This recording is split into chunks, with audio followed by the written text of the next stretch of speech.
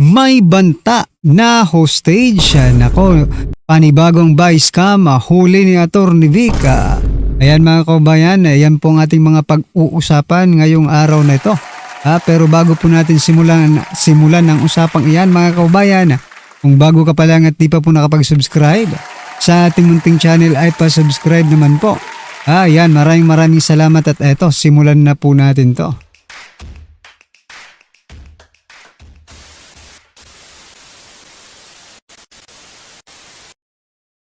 So yan mga kabayan, Atty. Vic Rodriguez, huli na naman ang panibagong buy scam. Sabi niya po dito, buy scam na naman ito. Ayan, maring question ni dating Executive Secretary Atty. Vic Rodriguez ang pagharap ni DPW Secretary Vince Dizon sa Bicameral Conference Committee.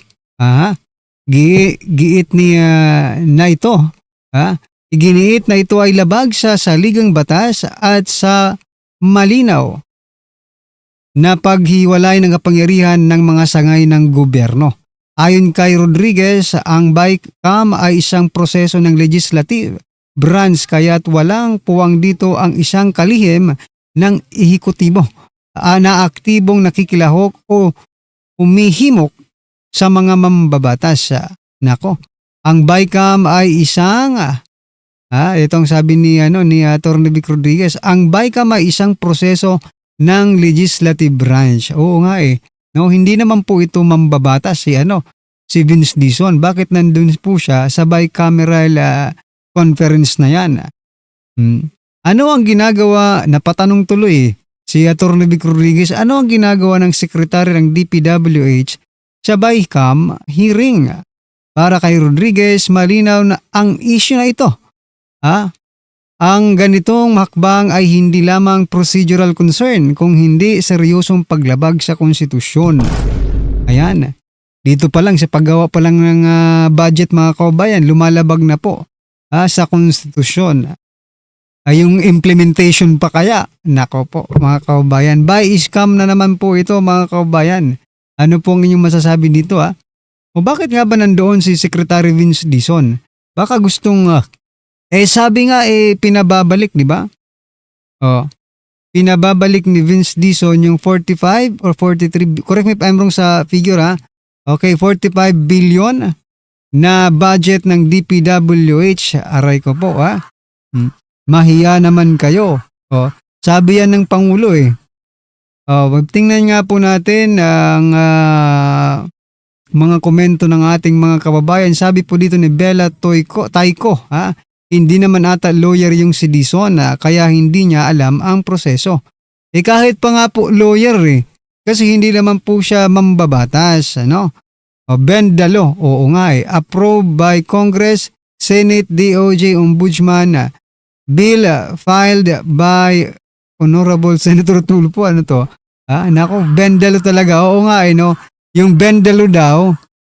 Kasi bending the law na naman itong ginagawa ni Dizon no? Aprobado na. Ano ba? Batas na po ba ngayon ang bend the law? Inutusan na naman siya ng big boss niya. Ang sabi, tigilan mo na ang korupsyon sa salita lang pero tuloy pa rin ang idea na makapalusot naman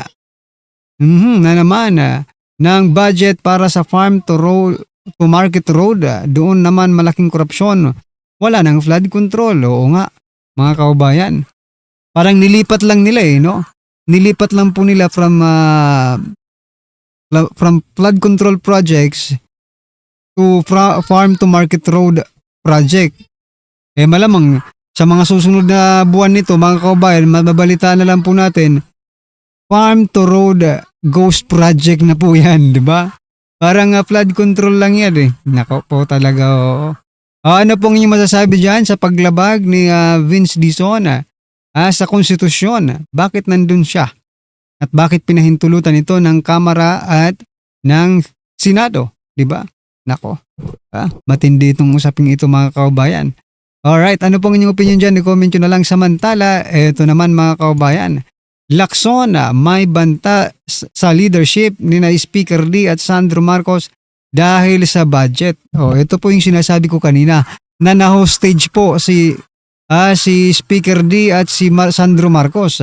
Kasi ito po ang konteksto ng balitang ito mga kaubayan. Sabi po dito, isiniwalat ni Senate Pro Tempore Senator Ping Lacson na may umano'y banta sa pamunuan ng Kamara, particular kina House Speaker Buji D at Majority Leader Sandro Marcos, kaugnay ng mainit na usapin sa budget deliberation sa Kongreso.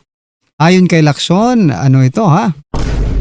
may ilang mambabatas na nagpapahiwatig na maaari umanong hamunin ang House leadership kung hindi mapagbibigyan ang kanilang mga hinihinging pondo. Ayan na, hino-hostage na sila mga kababayan lalo na para sa Department of Public Works and Highways. Aray ko po. So meaning talaga mga kababayan, magkakaroon talaga dito ng insertion na naman pagdating po sa DPWH. Kasi dyan po sila malaki ang malaki po ang mga nakukurakot ng mga congressman dyan Dagdag pa ng senador, nahihirapan din umano si House Appropriations Committee Chair, Representative Mika Swansing na i-coordinate ang mga mambabatas sa usapin ng budget, na lalo pang naglagay ng pressure sa pamunuan ng Kamara. Di nga. Yung nga lang ibinalita natin yung kanina lang mga kaubayan, na si Speaker D at si Appropriations Committee Chair Swansing, ang dalawa, siya nangungunang pinakamalaking insertion sa DPWH. Kaya medyo alangan din tayo dito sa binabalita ni Lacson, posible pa yung ibang mga congressman, na talagang magkakaroon ng paghamon sa leadership. Pero kung nag-insert nga si Speaker D at si Appropriation Chair, Swansing, kung nag-insert nga sila, bakit hindi nila pwedeng pa-insertin din yung iba nilang kasamahan? Kaya nga, malawakan na naman po itong malawakan na naman po itong insertion na ito. Pero sabi po ni Soto, ito ang pinakamalinis na GAA na budget, Ang 2026 daw ang pinakamalinis. Well, anyway, tingnan po natin kung gaano po yan kalinis, Samantala mga kababayan, pasadahan po natin itong si ex-Department of Finance Yusek Shelo Magno. Sabi niya po dito mga kababayan, impeachment process hindi sapat para mapanagot si VP Sara. Aba, eto Department of Finance Yusek po ito siya. Former Department of Finance. Ibig sabihin, you know how to handle monetary, di ba? Money. Okay? Pero, napakabobo naman itong si Shelo, mga karabyo natin. Galit na galit po siya dito sa 125 million ni Vice President Sara Duterte na confidential fund. Pero pagdating dito sa billions, trillion, na ginagastos, billions na confidential fund ng presidente. At sabay pa pang departamento ng ating pamahalaan, hindi niya po nakikita. Ibig sabihin mga kababayan, itong si Shelo Magno is really a politically motivated advocate na ito siya. Kasi dati siya parang nakikita po natin siya as a transparency advocate. Ngayon, na siya anti-Duterte advocate na. Paano natin hindi masasabing anti-Duterte mga kababayan? Kitang-kita na nandito na sa harapan niya. Nandito na mismo sa harapan niya. Billions, almost trillion ang nakukurakot. Hindi nagsasalita. Kaya hindi na po ito hindi na po, sabi nga po dito ni Sir Rob Rances, Shelo's attack on Sara have clearly intensified. In fact, you see an interesting sudden evolution from a fiscal technocrat to full-time political crusader. But when the messaging gets sharper than the data, you can't help but wonder what increased belief or funding? Ay, sa funding ito. Hindi na po ito paniniwala. Funding na po itong kay Shelo. Kaya nga sinasabi niya dito, magkano, Shelo? O, magkano daw, Shelo? Aray ko po. O kayo, mga kaubayan, ano masasabi niyo dito kay Shelo, no? Mga kaubayan, no? Kay Shelo Magno. Alright?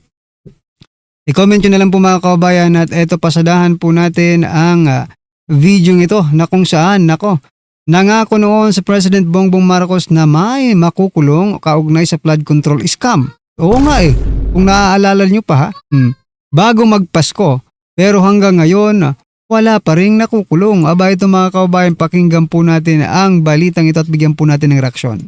Nangako noon si Pangulong Bongbong Marcos na may makukulong kaugnay sa flood control scam bago magpasko. Pero hanggang ngayon, wala pa rin malalaking personalidad na naaresto.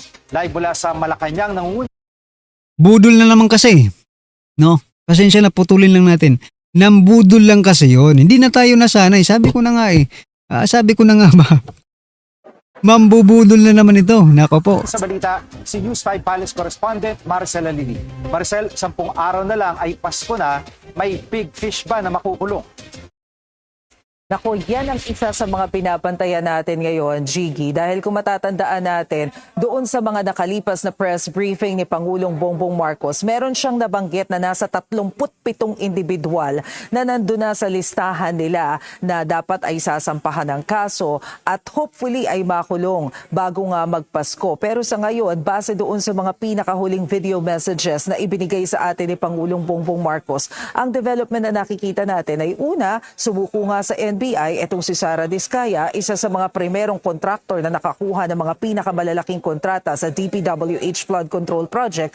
At pangalawa ay yung anunsyo ni Pangulong Bongbong Marcos na pinakakansela na yung pasaporte ni dating Ako Bicol Party List Representative Zaldico. Kaya kanina tinanong natin kay Undersecretary Claire Castro kung ano na ba ang update tungkol dito sa ginagawang anomalya at investigasyon sa anomalya sa Flood Control Project maliban dito sa ibinigay na mga updates ni Pangulong Bongbong Marcos sa kanya mga video message. Ito ang sinabi ni Undersecretary Claire Castro. Abangan na lang po natin dahil ito naman din po ay sa ating pagkakaalam ay talagang tinatrabaho rin po at pinagtutuunan ng pansin ng DOJ pati na po ng Ombudsman. So yan mga kaubayan, abang-abangan na lang po natin, no? Sabi po ni Yusek Castro, nakabudol talaga ito. Yan lang pong masasabi ko mga kaubayan, nambubudol na naman po sila. Nako. Anyway, ano po ang inyong masasabi dito mga kariban natin? I-comment nyo na lang po. Maraming salamat po.